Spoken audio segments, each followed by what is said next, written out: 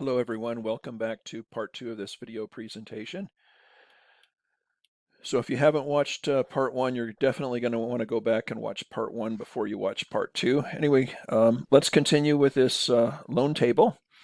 So now we need to calculate the interest payment that accrues every month on the $35,000. So our monthly interest rate is right up here at the top. It's 0.33%. So what we need to do is we need to take the $35,000, which is what we initially owe on the loan.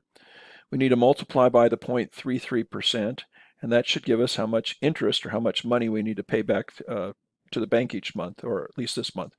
So let me click here, and I'm going to do it the wrong way first, and then we'll do it the right way. So I'm going to hit the equals button. I'll go up to the $35,000. I'll select the $35,000 from here, not up here. I'll put the asterisk in to multiply, and then I'm going to click on the 0.333%. And I'm going to strike the enter button. All right. So if you take a look at this, this amount is correct, but we're going to run into a problem when we start copying this cell because we did not hold this 0.33% absolute. So we want to make sure that we do this because when we copy it from row 23 to row 24 and so on and so forth, it's going to want to copy from this cell to this one, and we're not going to get the desired results. So I'm going to go back here and I'm going to edit this. And to make it absolute, right, which cell do I want to make absolute? I want to make C14 absolute, so I can click on it. I can go back up here to the top. And if you remember from the previous presentation, what key did I strike? That's right, the F4 key. So I'll hit the F4 key, I'll hit the enter button, and now I've made that an absolute cell, so it'll never change from the 0.33%. Let's move on to the amount paid on principal.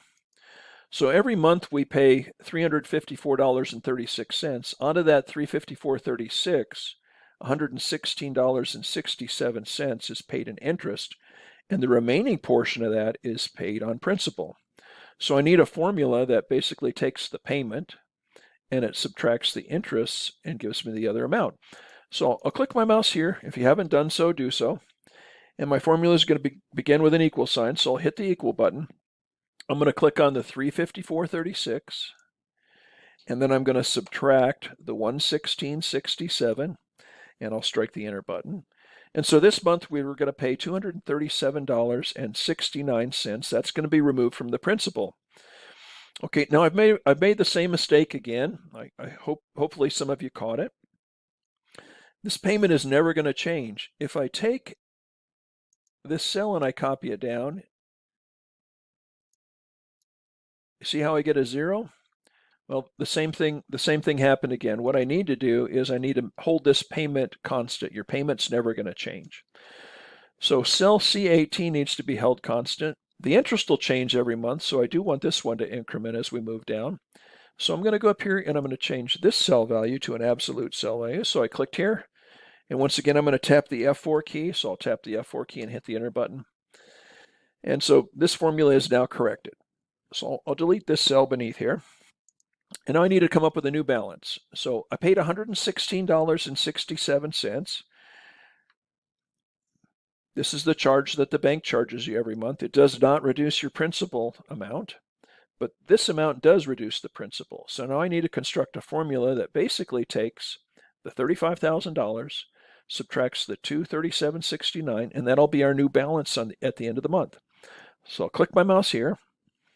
The formula always starts off with an equal sign, so I'll tap the equals button.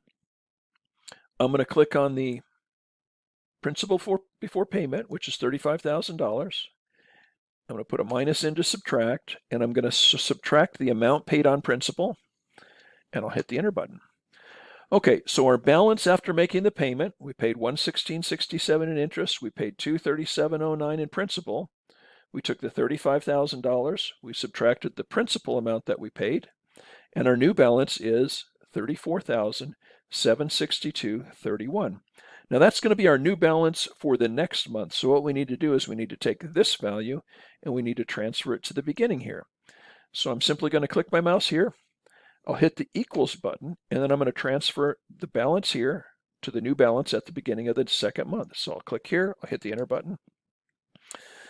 Here's my new balance. Now the nice thing about Excel is if we have our formulas set up correctly, which we do, we can take these cells and we can copy them. So first thing I'm going to do is I'm going to highlight all three. So I've got a big open white cross. I'll click, hold my mouse button down, and I'll select those three.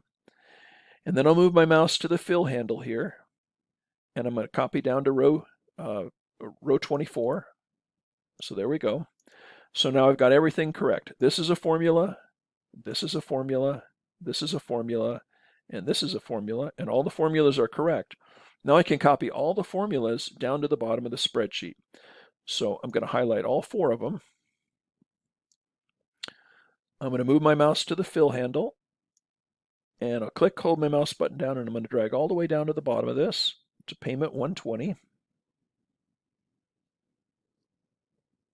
Right to there. If you did it correct, you're going to see the interest go down every month. See, this is our interest dropping. And this is our balance. So you can see that every month we pay a little bit more on principal. These numbers should be increasing. These numbers should be decreasing. This is interest. This is the amount of money that you pay on principal every month. If you pay less interest, you pay more principal. And this is our new balance. And if you did everything correct, you should see a 0 here. Okay, the next part is summing up how much interest we paid. And I'm going to sum this column only, but you're also going to see a number automatically pop up here, and we'll talk about that in just a second. So what's the command to sum? Well, I'm on the Review tab. I want to go back to the Home tab, and then I want to look for the Sum button. So here's the Sum button. So if I select Auto Sum, it's drawing a box around what it thinks I want to add up. I'm going to scroll up to the top and make sure it's starting in the right place. And it is. So it's going to sum everything from cell C23 all the way down to the bottom of the list here to cell C142. And here's the formula, equals sum C23 colon C142. To enter that value, I just strike the enter button. And then I have this one that popped up automatically. And you notice that it's in parentheses and it's red. This should be a positive number, right? This is the total amount of principal that we paid on the loan. So every month we paid a little bit of the principal back.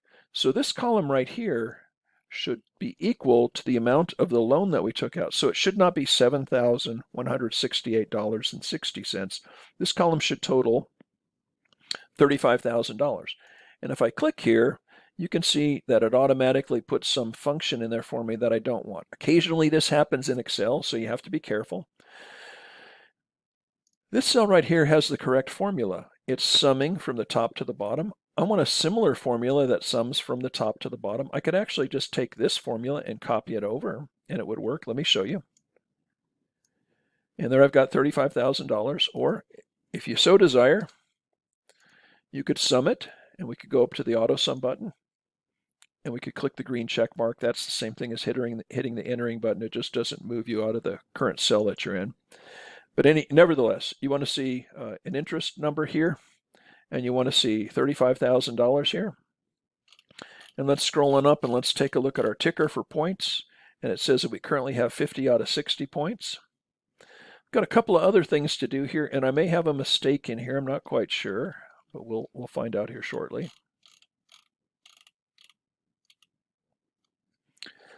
And I click my mouse right here, and it says total interest paid. And look, there's a comment statement. It says only link this cell to the cell at the bottom of the table. So we did sum the interest down here, and we want to bring that sum up so we don't have to look at the bottom of the spreadsheet. So we want to bring this value forward to the top. So in order to do that, I'll go up here to the top. I'll click on total interest paid. I'll hit the equals button. I'll scroll on down to the bottom of the spreadsheet.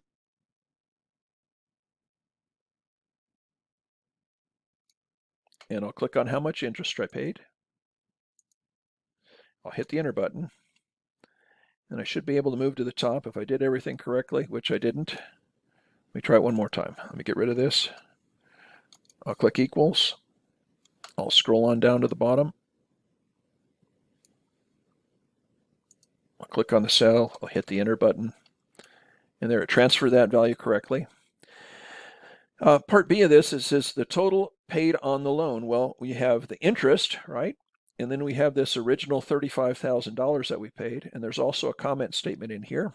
It says use the cell where the data is first identified. So what it wants you to do is it wants you to add the interest to the original loan amount. So I'm going to create a formula that does so. So I'll click here. Formula begins with an equal sign, so I'll hit the equals. I'll click on the $35,000. I'll put a plus sign in, and I'll click on the interest paid, and I'll strike the enter button.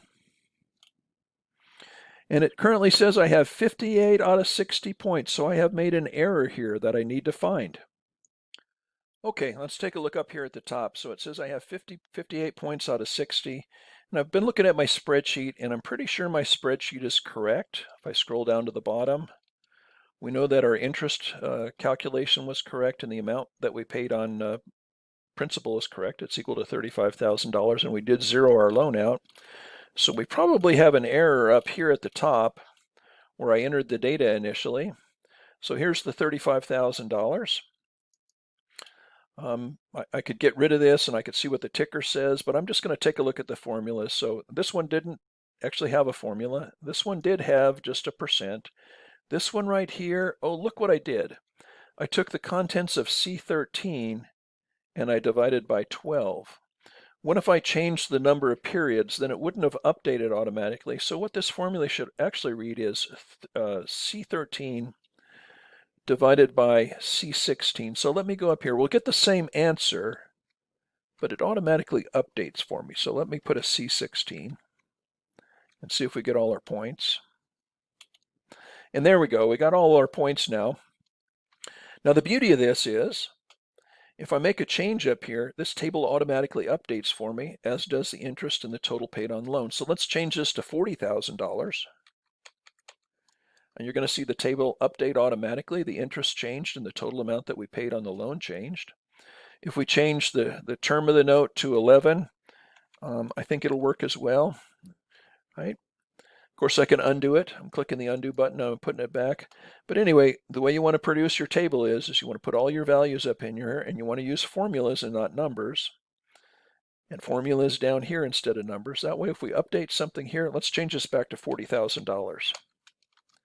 Then you can see that the top number changed to 40, and then all the subsequent values also changed. So anyway, this concludes part 2 of this video demonstration. I hope this helped. Anyway, if you have questions, of course, you can always contact your instructor. Thanks for listening.